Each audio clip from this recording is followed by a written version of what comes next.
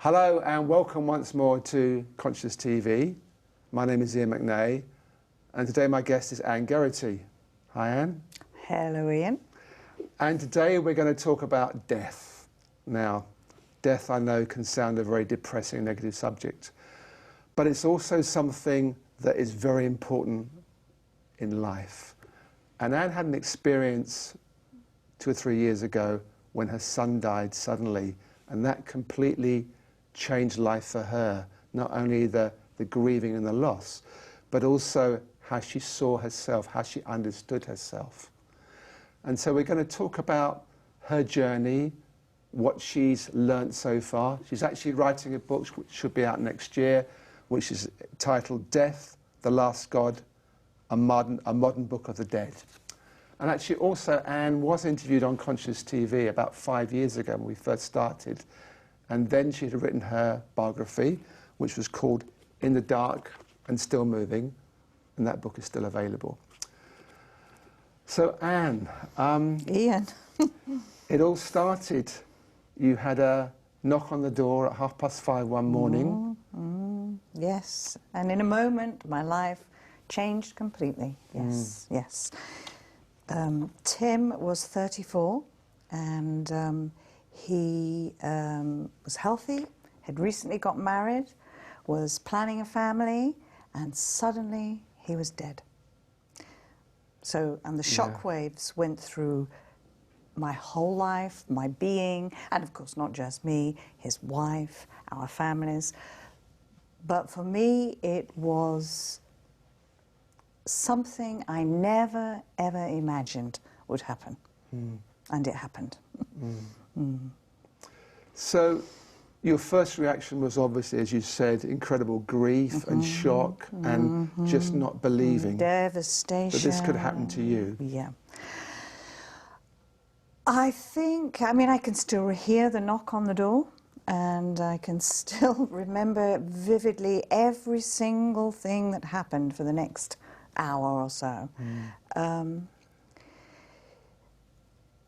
I knew, actually, immediately, I knew that my life, as I knew it, was over, and that what was going to unfold was a completely new territory for me. It was unknown. I've always been someone who's been committed to life, you know. I worked as a therapist, you know, helping people come to alive. I was keen on all sorts of things. I was involved in life, and then suddenly I had a tsunami hit me that was death. Yeah. And I had, in a way, I felt I had no choice. I stopped everything. I stopped my work, I stopped socializing, I stopped shopping, I stopped so many things and went on a journey deeply into death. Let's just go through it stage by stage because in the draft of your book, which I've seen, the next day after his death, you felt he was in the room with you, didn't you?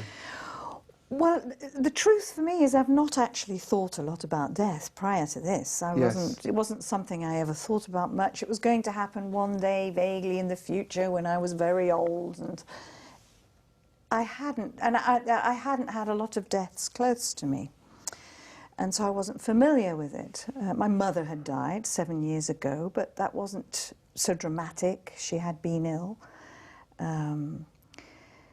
And it wasn't a potent death. I wasn't that close to her, but it was a real death. But apart from that, I had no other experience of anyone close to me dying.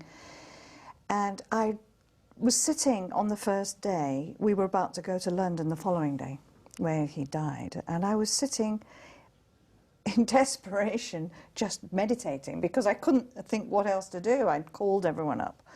And I was sitting meditating and felt Tim's very puzzled, as if he was in the room, but very puzzled. And I remember thinking he wasn't saying, but it was a kind of confusion. Was he in a nightmare? So how did you feel him? Well, it was like I had my eyes closed, so I didn't see him.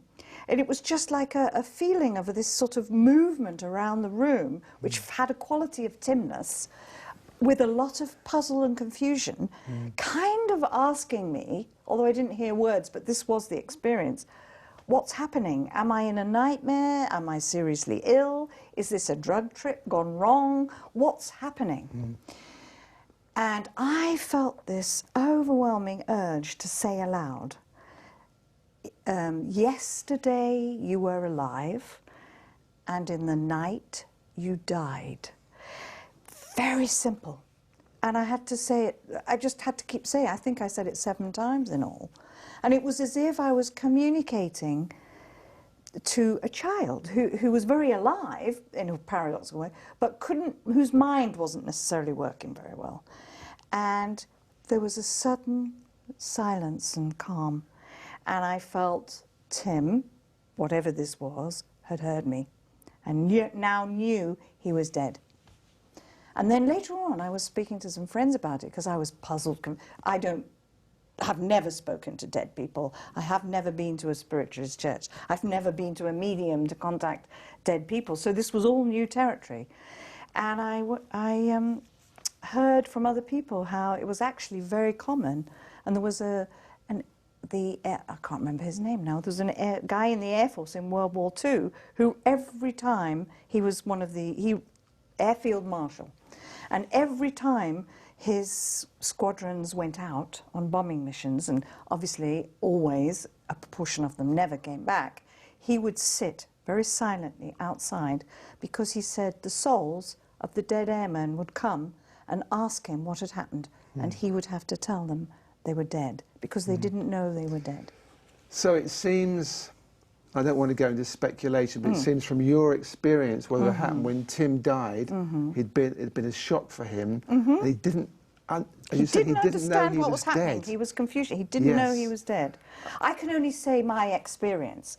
What was actually happening, I mean, some of this will have to be metaphor because it's energy and I'm translating it into words, but yes, it was as if he didn't, he was experiencing events that he could not explain. And did he respond to that when you talked to him? Yes, it was as if he heard me. I did say it aloud. I felt compelled to say it aloud.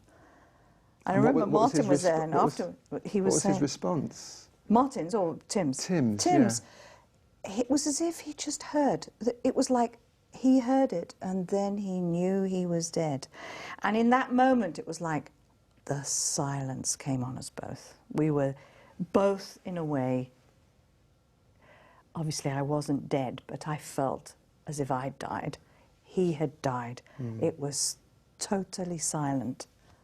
Completely. I felt I was never going to laugh again. I was never going to enjoy life again. I was dead and Tim was dead, and it was for me at that point, it was the worst thing that could possibly have happened. And this communication with him went on for a time, didn't it? Well, I didn't realise, but actually it was the beginning of quite a year of most extraordinary things were happening. Mostly very, very potent dreams that were so vivid. They were not like my normal dreaming. They were very visceral, very colourful. I can remember every detail in them all still. I did write them down, but I can still remember them. And also, you know, this sense of him being there sometimes, and a conversation and a dialogue that was an energetic dialogue, but because I use words a lot, it very easily transcribed itself into words, though actually it was more an energetic... It was more a feeling. It was a feeling, interconnection. That was very sharp, very dramatic, very clear. And was that helpful for you? Yes. Yes, but it was also, yes, I think it was. Not only because of my own confusion, upset, profound grief, loss, shock, because he and I went on a journey. We'd always had lots of long, deep conversations about the meaning of life, you know, who are we, what is this thing we call being alive? And those conversations continued in these dreams, but they were about death. Yes. And for me, not only was it helpful for me, it totally and completely changed my understanding of what is death? You know, for example, one of the first dreams I had after the funeral, when I came back and the dreams began, was a demon came into, I was in a basement, a demon came in and grabbed me by the throat and sort of stared at me and became the most evil demon you could possibly imagine. And I was absolutely terrified. And it was flinging me around and I thought I was going to die. It was absolute, I was in terror. And then I suddenly realized that this demon had no power, actually. The only power it had was to instill fear into me, and that was its power. And suddenly I was not afraid, and the demon just dissolved. And later on I realized that that demon was Tim's death. And to me it had looked like the absolutely worst possible, the most unimaginably, unspeakably worst thing that could have happened to me, death. And part of what happened was a change in that I am no longer afraid of death. I am not afraid of death. That's a huge thing, isn't it? So what does that mean, not to be afraid of death, practically? Practically, I think I'm much more relaxed. Which doesn't sound a great thing, but I've been driven. In my life, it's a huge thing, I've often actually. been driven to achieve, to succeed, to make this happen, to control my life so that this unfolds. Or, I've been engaged in a driven way with life. Not pathologically so, but the difference now is I can genuinely allow things to unfold. I can observe possibilities without being so invested in one outcome that I exhaust myself trying to make it happen. So that's a big thing. And I think there's something else, which is that I feel more at ease with experiences, phenomena, possibilities that are beyond my own comprehension. I'm more relaxed with the fact I don't know. Right. Whereas I always wanted to know, had to know, would try and uncover. I think I can allow that not knowing to speak to me, and I feel I've connected with dimensions that are beyond my mind, which wasn't easy for me. I've got a strong mind, Iain, and so have you. I realise that. and as a result, this was it's a liberation for me I know that from what you've told me before, about a month after Tim died, you went to a spiritualist meeting. Oh, and yes. No, it was a bit longer than that. Okay, I think it was about 6 months. And there was a message that came through from the guy holding the meeting. Cyril, which was quite significant for you, wasn't it? At the time it didn't seem to be, but it became significant. Well, I began an investigation into death because so many things were happening, psychic phenomena, these dreams, experiences of Tim being there. There was one period, for example, when he came and sat on a bench next to me every night, and I knew he was going to be there, and he was there. There was some absolute sense he was there, and I would go out with a glass of wine in the evening with a bench and just be with him. But that sounds very sweet when you say that. It is sweet. It was very sweet. There were a lot of very, very, very sweet things. Everything happened, but also tremendous pain and remorse and guilt. I'd been this mother that, somehow all the mistakes I'd ever made as a mother were thrown right back into sharp relief and stabbed me. And so one of the things I did was I went to a spiritualist meeting. I was looking everywhere to try and make sense of what was happening. And this man was well known to be very good, Cyril, and he was. And we sat in a room, and he had messages for everybody. And they were beautiful messages. He said to one woman, were you hoovering today? And she said, well, yes. And he said, well, did the hoover break? And she said, yes, it did. And he said, and did you swear? And she giggled. And he said, well, your Auntie Rose wants you to know that it's okay to swear when the hoover breaks. And it was like, for her, she lit up because she was missing her Aunt Rose. And he had messages of people. He was obviously a gifted man. And he went round the room, and I was waiting for my message, and it didn't come. So I thought, oh, well, okay, you know, maybe it's not my thing. And then he said at the end, would you stay behind? I have a message for you in private. So he came over to me, and he said, I have a different kind of message for you. He said, the first thing is that there is he talked about my family and my mother. It's not relevant to this. And then he said, and there's a young man here. He said, but you can communicate with him. You don't need me. You are in direct communication. And that is a very rare thing to have both of you able to do it, and it's a very important thing. And then he said, and you have a silver box with rough diamonds in it. And I thought, oh, God, this is rubbish. You know, I haven't got a silver box and I don't have any rough diamonds. And left it at that. But he was good. He was good. But obviously, this thing. And many months later, I realised that actually he might have been referring to my silver laptop, because by then I had begun to write down everything that happened, even though I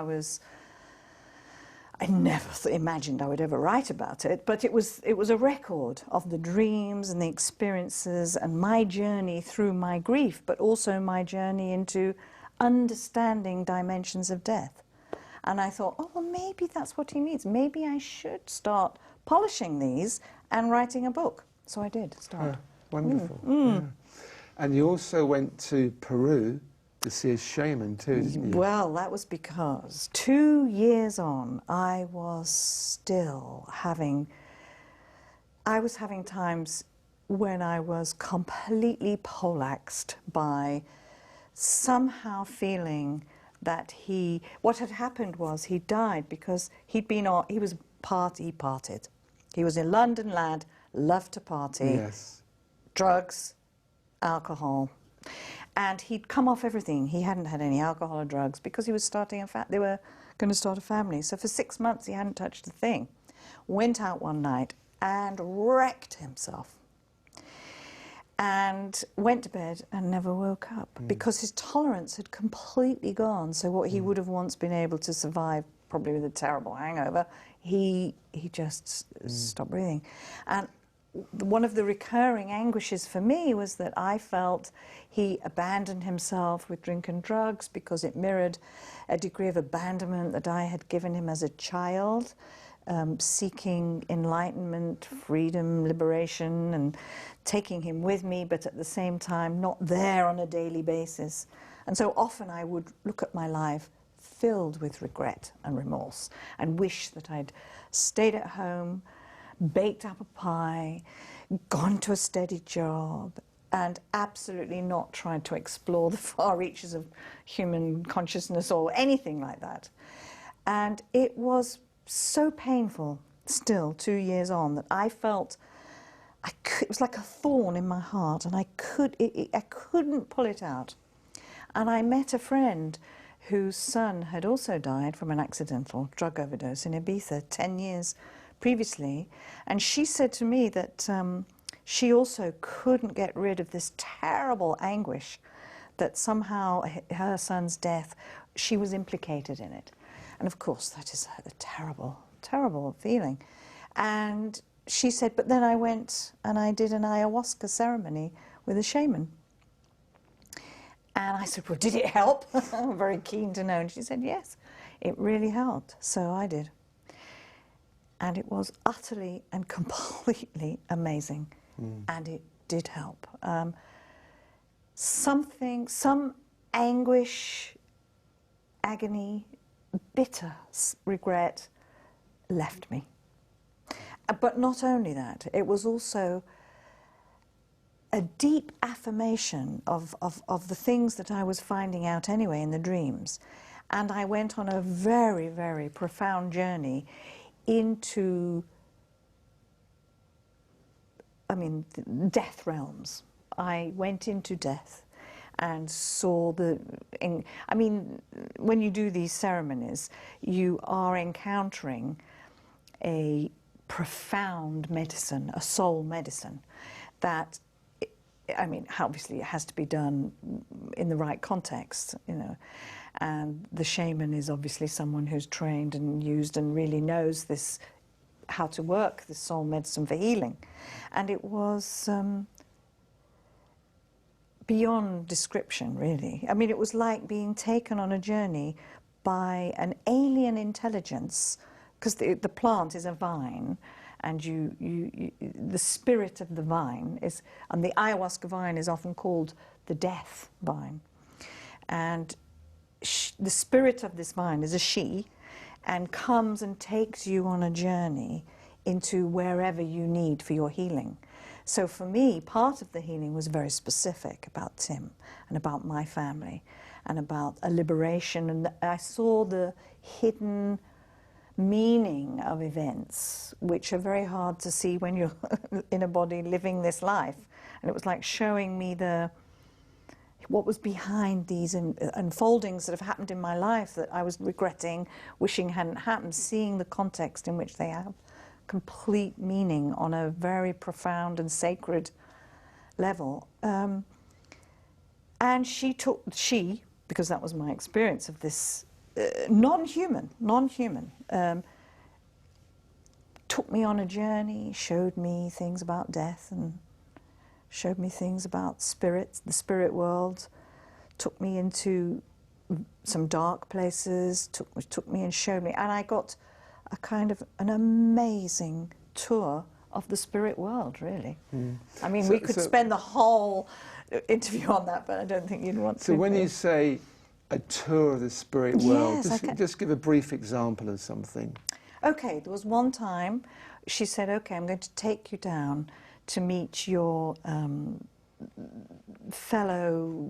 She told me that I didn't know it, but this Tim's death and the way it had opened me had meant that I was now. But again, this is words. I was now a shaman who could travel into the death realms because I'd crossed over. Because Tim's death was worse for me than my own death would be. So I no longer had the same relationship with death. In a way, I had died. You know, he was my only son. We had a very deep relationship. A part of you had died, and a part of your identification had died. Yes. How you see yourself had died.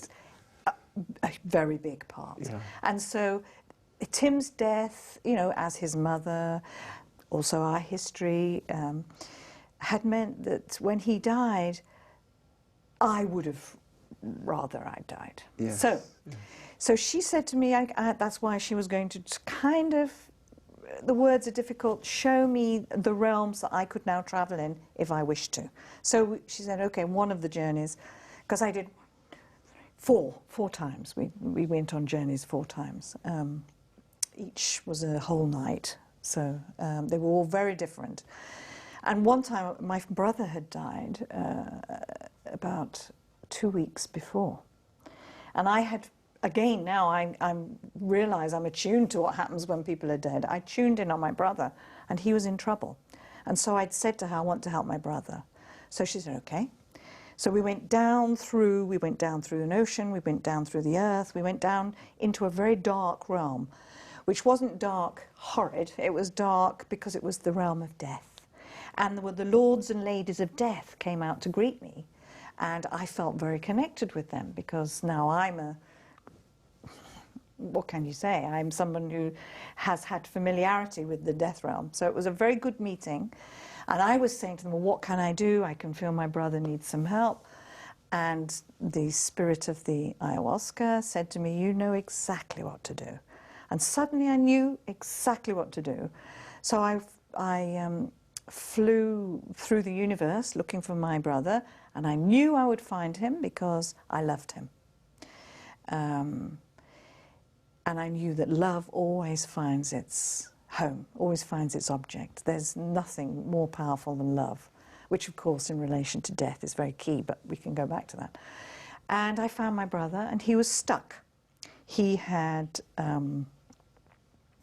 He was a very unusual man, a very gifted, very creative, very, very special man. He was an Aikido master. Hundreds came to his funeral. He was a marvelous, spiritual, deep, complex, creative man. He was also hard, judgmental, wasn't interested in feelings at all. They were indulgent, and therapy was absolutely irrelevant. But so he had a very dark side too. And I came across him, and these two parts of him were stuck.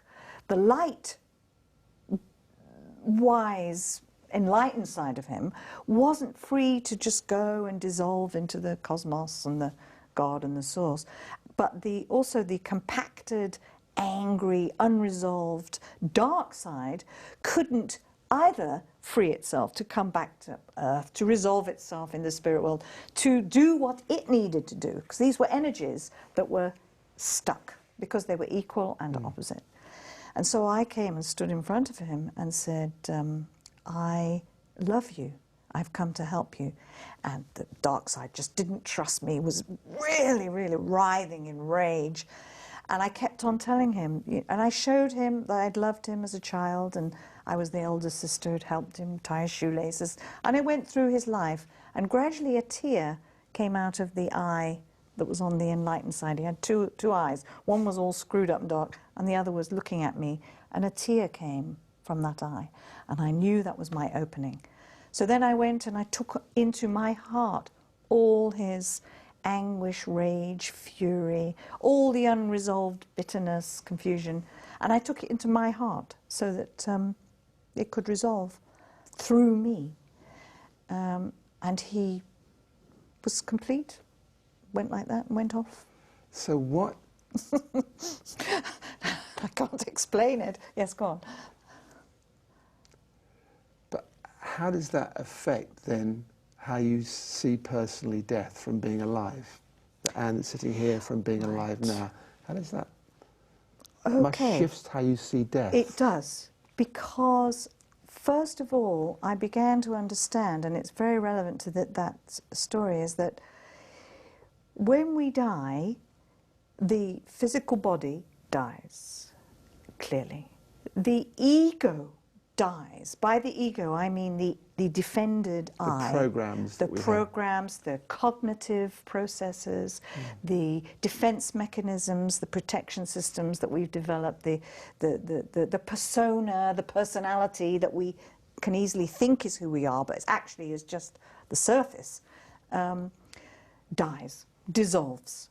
But the energies of who and what we are, like all energy, is transformed. I mean, in this universe anyway, or energy can neither be created nor destroyed, and my experience is that those energies of us, they are then free to find their next fulfillment, destiny, movement, And there's a purity about that energy because it doesn't have the restriction of the conditioning, the ego, as you were talking about. Yes, there's no ego. There's no ego. So when in this case with my brother, his rage and unresolved fury was energetically there, but it wasn't in any particular shape, like when he was alive. Yes. He would be judging. So it's somewhere people talk about a soul's journey. So somehow it was kind of restricting. Is that how you see it? Restricting his soul's journey?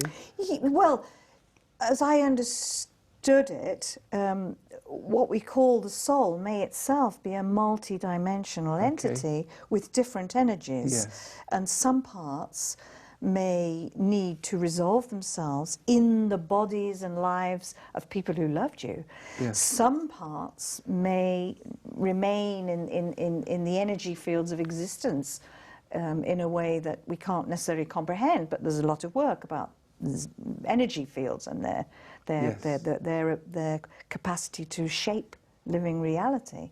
Or it might be just dissolve. Some energies just dissolve into a cosmic oneness. The truth is we don't know, but but also the practicality is it had an effect on you and it was helpful to you. It was. And your understanding of yourself and also about death to a degree. Well, it's two things. One, as I said, I'm no longer afraid of death at all. Yes. Not the slightest bit afraid. It's like the fulfillment of your life. On the other hand, it makes what we do while we're alive even more significant, because we're laying down the template for eternity. And the energies that we nurture in life are our legacy to existence when we die. Yes. The I that is Anne in this body will die. Aspects of my energy, anness or an isness or a consciousness or love or my commitment to freedom or whatever, will live on in a multitude of forms and dimensions.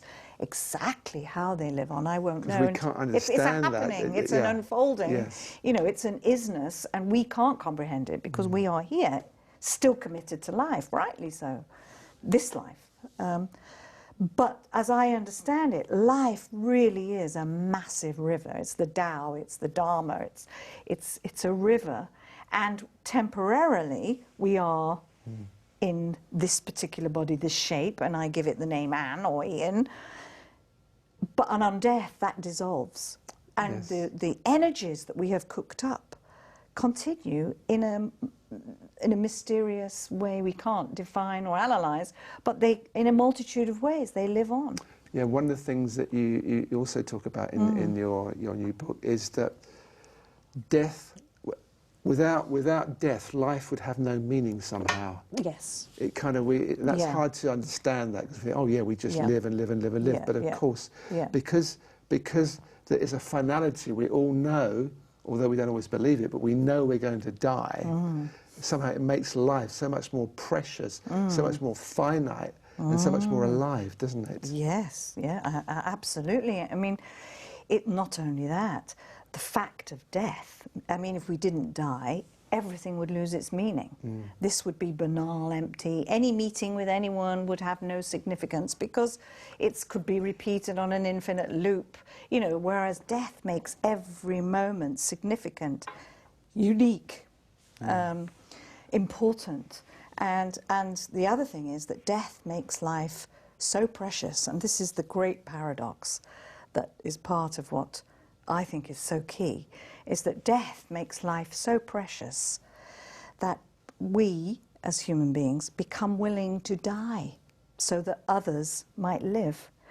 And it's a great paradox that's at the heart of true spirituality, as far as I'm concerned, which is there are dimensions of reality that are more important than survival. And love really does matter more than survival. And to me, when you start living that in whatever unique way each one of us feels drawn to or called to or whatever, then that to me is a spiritual life. Because you're creating dimensions of eternity in that profound commitment to something other than your own survival. Because the ego, whatever you want to call it, is interested in survival. It's a very important machine, tool. We need it, an ego. But it isn't where the spirit of humanity lives. Well, one of the things which I found very touching, and I know practically because I've heard it, is that what happened was that what Cyril said did come to actually something very important to you, something precious to you, insofar as through your silver box, your computer, you started to create a sympathy, not a sympathy, a symphony. A symphony which was based around Tim. And you'd never actually composed any music before. No. Well, that was extraordinary. That was after that, and I had this feeling that so much was happening with Tim. I mean, when someone we love dies, our love doesn't die. It has to find new ways to express itself. And so I was, without realising it, this thought kept coming to me to write a symphony. Well, I'm not a musician. I mean, I used to play the cello when I was younger, but not particularly well. And I had no idea why this thought kept coming. And actually, I had a pile of books by my bed, and periodically, when in desperation, before going to sleep, I'd open them and get some kind of hopeful guidance, which I did on lots of occasions. And I was talking to Martin about this. I was saying, I can't write a symphony, I don't know what to do. So he said, well, open one of your books. So I opened one. Actually, it happened to be by Osho. Opened it, and it said that a truly creative person will continually find new ways to express their love and a psychologist might write music, and a scientist might write poetry, and it was like telling me to do it. Psychologists might write music. And would bring the and so I thought, I looked at Martin and I said, well, and he said, well, you can't get a much clearer message than that. So then I, yes, and I could feel Tim with me. I kept trying to write. So he was, you're saying in the book that he actually is almost writing the sympathy with. Well, yes. Symphony with you. I think that's how it felt. Yes, that's how it felt for a start. I don't know anything about dance music. Dance beats would insist on coming in. You know, I'd be having all these strings and, you know, more classical instruments, and then this dance beat would start to come in. It would just, I would hear it, and I would hear Tim laugh, and so I would have to bring that in. So how was that whole process for you of the music coming through you and taking a practical form? I felt very close to Tim. I mean, that was the wonderful thing, because he loved music. I mean, the last thing that he had published before he died was a piece in the Observer Music Monthly, and they dedicated that issue to him. So he loved music, and so I felt very close to him. And also, I had to really learn Logic on the Mac, and my mind was forced, and I don't have that good a mind, whereas my IT consultant was always Tim. And so I felt he helped me not only with the music, somehow, how could I learn to do all that when I was pretty, reaching for the tissues and weeping as well? Yeah, because what we haven't gone into in detail, we don't have to, just to make the point is that you didn't actually want to do any of the old things that you were doing before to earn money or spend your days. So this is something that came out of the blue, if you like. Absolutely. It was as if another part of my brain came into play, and my right brain took over, which was to do with music, non-doing, allowing, rather than my left brain, which is much more logical, analytical. And it felt like this just couldn't cope. We'll put a couple of tracks of the music at the end if people are watching on the internet, so they can hear at the end of the interview, which will be interesting for people. I think something else I want to cover is that I know your relationship with Tim was very special in many ways, insofar as there was a real openness. And just to very briefly, so people understand the background, was that you had lived in a commune. Tim was he born in a commune, or no? He wasn't born in a commune, but he spent a lot of his life. Yeah, and that a series in some of way communes. that was very, very difficult for him. It was. Obviously, it has its pluses as well. Yes. And then he wrote a book, which was actually sold very well, called My Life in Orange, by Tim Guest. And that was his take on his story of his early years of his life. Yes. And out of it, although he didn't directly criticise you as such, the reviewers at the papers very much homed in on you and said, well, you were a bad mother. And that was one of the reasons why you wrote your own response, wasn't it? Yes. But apart from that, what was very touching, I think, in the new book was, again, you talked about how it was so important to you when you left the commune that you were able to talk as a family. So you and Martin, who's Tim's stepfather... Who's been with him since he was 3. So, right. Yeah. And Tim, you would meet every Thursday and you would sit as a family and you would talk through everything until you were all clear. And not just talk, because we would act out scenes, we would do psychodrama, we would, all sorts of things happened.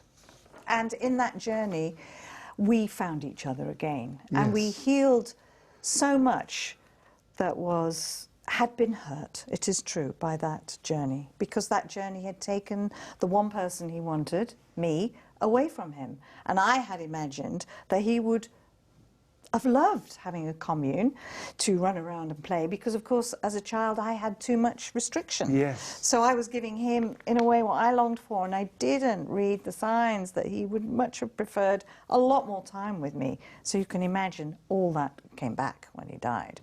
But also when he wrote that book, he would say himself he was still angry with the commune at that point, because there were ways in which the children, inevitably in any experiment, you make mistakes. With hindsight, you would do it differently. And the children did have, there were ways in which they did not have enough time with their parents. We were all responsible for that, I'm not blaming anyone. And when it came out, yes, the newspapers had pictures of me saying, surely one of the world's worst mothers. And it was like, oh, when your son dies of an accidental drug overdose, it was like, it all came back. And that's why, in a way, the ayahuasca that saved me, because it showed everything in its rightful context. Yeah.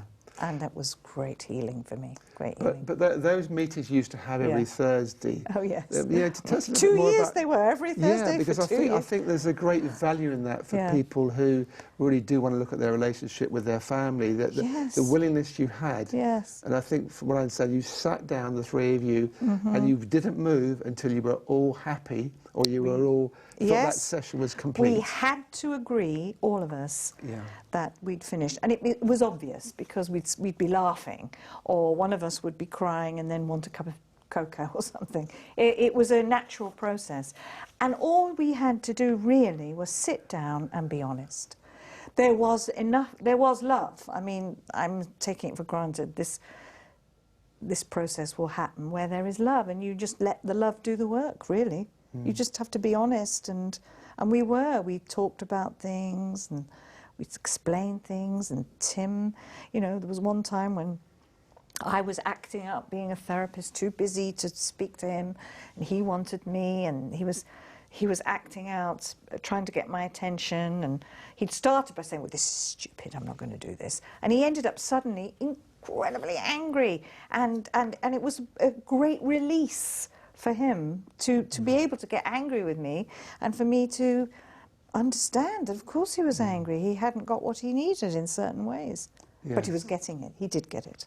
He did get it in the end. Your relationship with him when he died had healed to a very large extent in terms of between you directly. Thank God, actually. Thank God. So because, important, isn't it? Yeah, I do thank God, or the mystery or something, because when he died, it was such a traumatic journey anyway, that had we not had the deep interconnectedness we'd reached, I don't know how I'd have survived, to be honest. I really don't know. I am so grateful for that. So something else you talk about in the book is that you found actually, although the whole death process was so hard, in another way, things kind of fell into place, because when you needed something, it would appear. It was like you actually said, from the moment Tim died, I'd been living in a magical world where everything I need arrives exactly when I need it. Yes, it was extraordinary, because I'm not someone who trusts very easily. I'm someone who, you know, on the whole, I should say, has to organise things in order that it happens to the best of what I think is for everybody. But, you know, it was a controlling dimension, and I don't trust very easily that I'm going to get what I need. You know, no, it's better I do it. But there was a way in which, for example, one time I was sitting down and I said to Martin, I wish I could find a medium who, you know, but a really intelligent one. I don't want Aunt Harry's telling me my cold will soon recover. Someone who was really intelligent, grounded, understood, you know, some of the psychodynamics of a person, and if were there such mediums, and maybe I could find one. And the next day I got an email from a very good friend who's a psychotherapist, and she said, you probably don't know this, Anne, but 10 years ago I used to do readings as a medium. And apparently, I didn't know this, but she'd been very successful in America. And she said, and Tim has been coming to me and talking to me. So suddenly I had a friend who was also a medium. But again, she was very clear. Tim didn't want to talk to her. And she said, usually when she tunes in on the people who are dead, they rush to speak to her. They're desperate to talk to their their relatives. But Tim had, take it or leave it. He said, he kept saying, I'm fine, me and my mum, you know, we're in communication.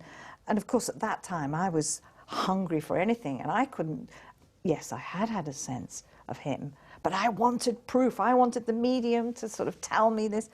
So I was back to me, but that's how it was. Yeah. So even though times are so hard, there's an element of trusting that life actually is unfolding for on our own journeys. I think well, looking back now, I realise I seem to have had enormous help from so many dimensions.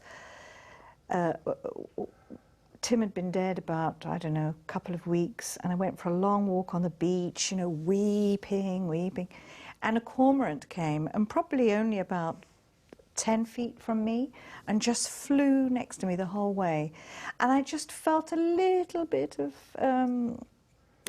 not that that's Tim, but that it was kind of a gift. A support somehow. Little support. Yeah. Why would a cormorant just, you know, and then wait sometimes till I caught on.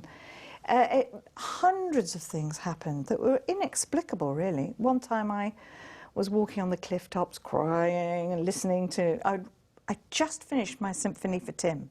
Right. And it was a year since he died. And on the day that was a year, I went onto the cliff tops listening to the symphony for Tim. And the last track is... the idea is, first of all, there is the serenity of heaven, then there's the drum beats come in, the struggle of earth, and then they combine, and that, you know, heaven and earth together create something greater than either separately. And it was a really cloudy day, thick cloud, I don't know, just dark clouds, and I stood at a bit off the path of the cliff, looking out to sea, and the last track came on, and I just stood up and lifted my arms in the air, and a hole appeared in the clouds, and the sun shone down on me, and it was just utterly, utterly glorious. And then the track came to an end, and the sun went away. Yeah. It was bizarre. Things like that, which I can't explain. Yeah, I should mention that the symphony actually is available on iTunes, isn't it? Symphony for Tim. Yes, Symphony for Tim. Geraghty, yeah. On iTunes. Yeah. I think also one of the things that comes across in the book is that you really recognise that death for everybody who's affected by someone close to them that's died, it's different for every person, isn't it? I think every death is different, and every grieving process is different. And a death has many dimensions to it, and a grieving process has many dimensions to it. You know, we are complex people in our Western world. We're no longer simplistic people who live, you know, in their caste or their tradition, or, you know, we live many lives in one lifetime, and we have many different parts to us and who we are. And that each part of me will die differently, and different parts of me will grieve differently. So it's a very, and uniquely so for each person. I mean, I've had four people who I was close to die. And each death was completely different and unique. I can't say, and I'm assuming, it makes sense, everyone's life is unique. You know, if I ask you, what is the meaning of life, neither of us will be able to say what it is, but you will be able to say what it is for you, and I will be able to say something about what it is for me. And I think it's the same with death. You know, my death will be mine, and as unique as my life, and your death will be yours. It's as if we all have a unique take on life, so we all have a unique take on death. Yes, and the actual experience of death is different. I don't think we can rely any longer on the medieval maps of death, or just Tibetan maps of what happens when you die, going through the bardos. They may hold truths, aspects of the truth, but for us, I think death is a very complex process, as are our lives. You know, it's very complex, and different parts of me will die differently. Some parts may just dissolve into the cosmos. Some parts may stay very connected with people I've loved. Some parts may, who knows, may be reincarnated. Some parts may, you know, enter into some kind of dynamic in the spirit world. Some parts may, like I said, become part of an energy field that shapes. Who knows?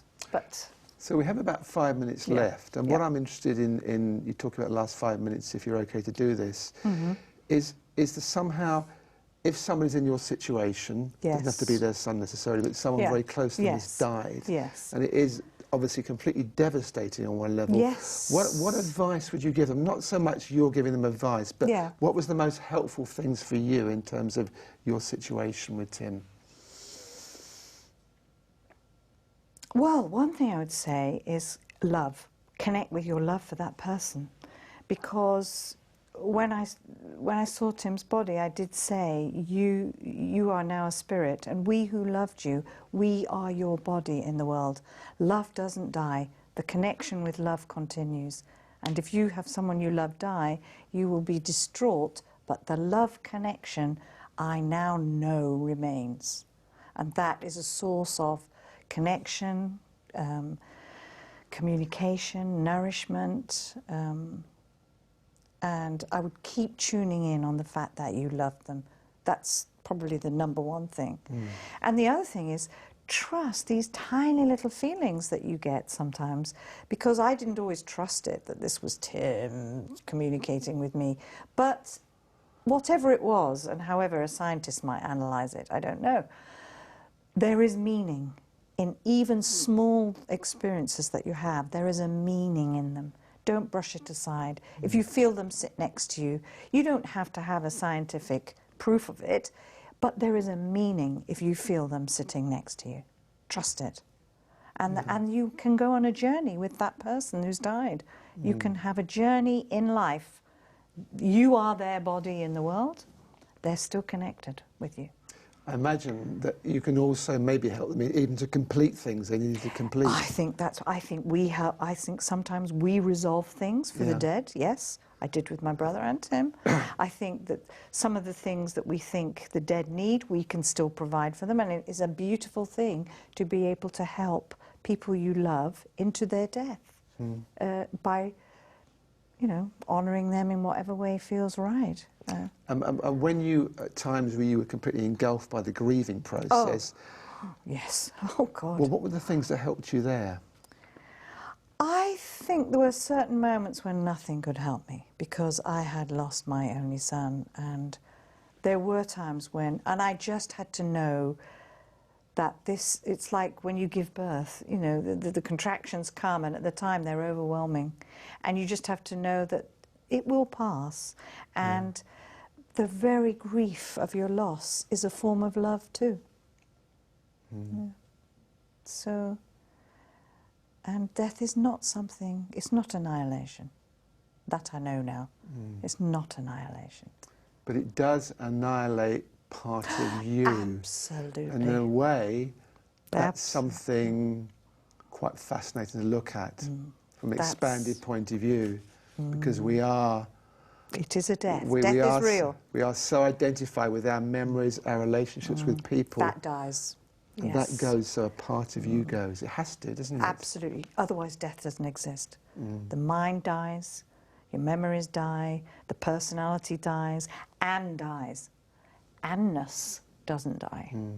Anne will die. That's a great way to put it. OK, we need to finish now. So... thank you, Ian. Thank you very much for coming on to Conscious TV. Me. I'm going to show you, although this book here, In the Dark and Still Moving, is Anne's autobiography, it doesn't include Tim's death, but it includes her life up to about 5 years ago. I think you wrote it in 2006. And probably I'd write some bits of it very differently. And if you want to explore Tim's book, My Life in Orange, which is his take on his early years with his mother and his life, and also Symphony for Tim. Symphony for Tim on iTunes for download. Which is it's fascinating music. From someone who didn't know anything. Thanks again, Anne. Thank you, Ian. And thank you very much for watching Conscious TV, and I hope we see you again soon. Goodbye.